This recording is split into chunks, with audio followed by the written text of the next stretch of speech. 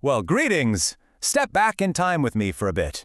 As your enthusiastic court chronicler, I am so excited to welcome you to this explainer on the glorious Rumi Darwaza, an absolute architectural marvel of 18th century Lucknow. Today, we're brushing off the dusty, golden-edged pages of my own royal ledgers to uncover a monument that isn't just built out of mortar and stone. No, it's made of sheer willpower, unmatched artistic genius, and, honestly, an unparalleled sense of human compassion.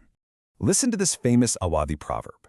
To whom even God does not give, Asaf-ud-Daula gives. I think it perfectly captures the immense, almost legendary generosity of our young Nawab Asaf-ud-Daula. You see, a ruler's legacy is so often written in the blood of their conquests, right? But our Nawab's legacy, it was written in the livelihoods he saved. This one quote really became the beating heart of Awadh, and it's the very foundation upon which the awe-inspiring Rumi Darwaza was actually built. Section 1. Vision of a New Capital. Picture this. We're in the royal court, watching with bated breath as Asaf-ud-Daula takes the throne. He's just 26 years old. But our extravagant young Nawab completely refused to rule in the formidable shadow of his grandmother and mother, the famous Begums of Awadh.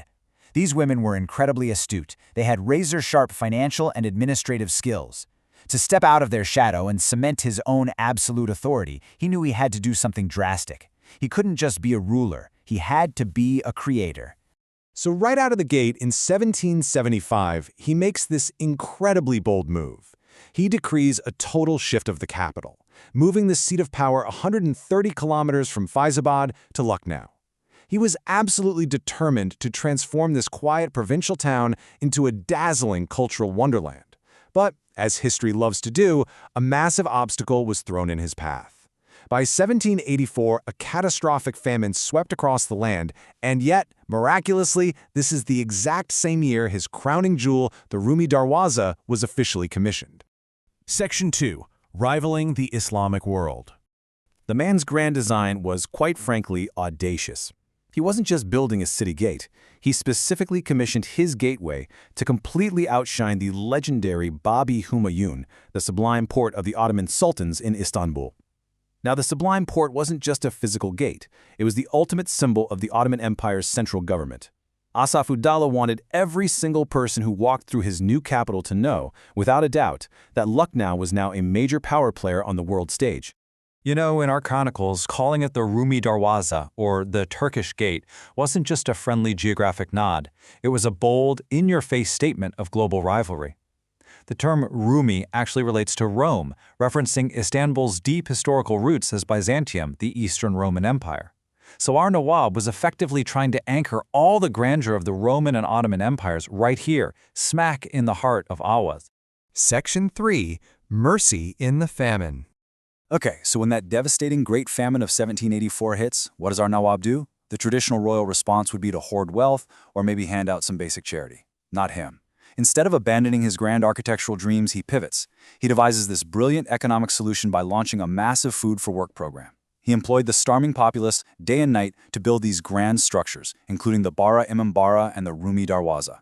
It ensured the dignity of labor, kept his people fed, and literally built his brand new capital from the ground up. Section 4. Ingenuity of Brick and Lime.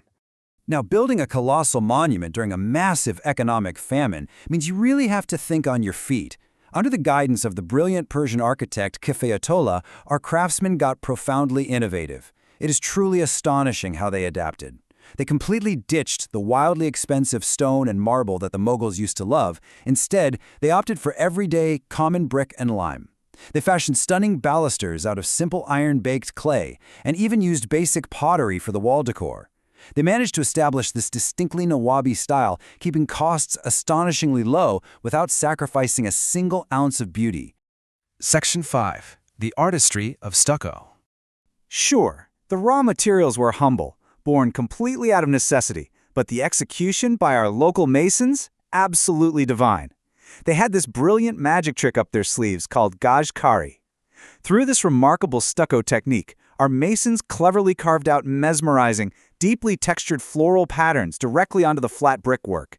It created this profound three-dimensional relief effect that flawlessly mimicked the finest, most expensive marble carvings from the Mughal era. It was, honestly, a total triumph of skill over spending. And actually, they took it a step further. They didn't just shape the stucco, they completely transformed its texture. I watched these artisans gather shells and mother-of-pearl straight from the local lake beds, crush them up, and mix them directly into the lime mortar.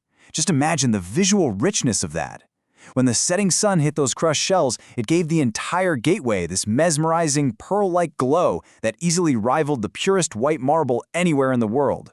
The whole shebang was just a marvel to behold, standing a massive 60 feet tall, crowned with an octagonal tree. The archway beautifully blended Roman design traces with our distinct Awadhi flair. But let me tell you, the true spectacle happened at night. Water jets would actually stream directly out of intricately carved flower buds embedded right in the arch. When they lit the night lanterns under the pavilion, the light would catch the spray of these water jets in the dark. The glowing, shimmering mist made the arch look exactly like a hypnotic gateway leading straight to paradise. Section 6. Legacy Beyond the Ages. Now, as we know, history is rarely kind when empires fall. Long after my time in 1856, the British East India Company deposed our very last Nawab. The bloody revolt of 1857 followed, and we saw countless beautiful Nawabi structures entirely destroyed by cannon fire and looting.